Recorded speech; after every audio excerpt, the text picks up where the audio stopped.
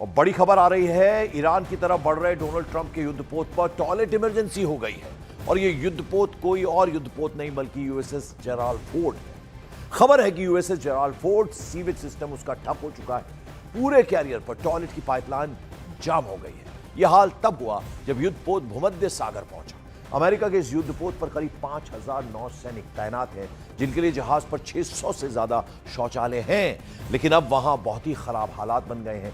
1 लाख करोड़ से भी ज्यादा की लागत से बना यह कैरियर इस वक्त ईरान की मिसाइलों से नहीं बल्कि अपने टॉयलेट सिस्टम पर आए खतरे से जूझ रहा है।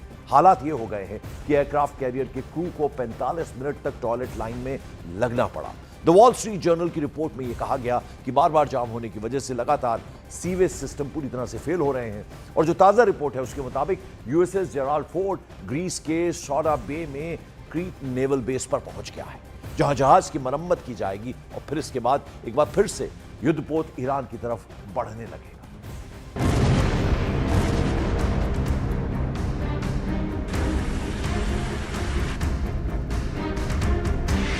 ईरान वॉर से पहले टॉयलेट वॉर, जिससे दुश्मन थर्राए उसके टॉयलेट जाम हो जाए।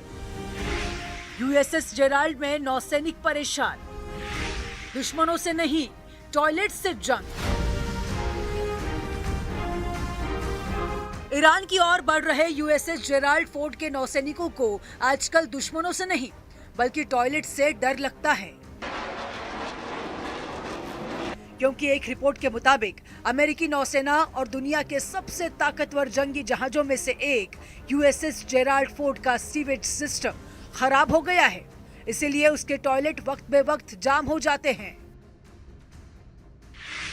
खबर ये आ रही है कि दुनिया का सबसे महंगा युद्धपोत माने जा रहे इस जहाज पर करीब 650 टॉयलेट हैं, जिनमें से अधिकांश काम नहीं कर रहे हैं।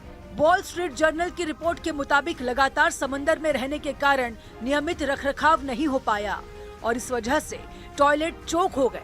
खराब सिस्टम ठीक करने के लिए टेक्नीशियन रोज 19 घंटे तक काम कर रहे हैं।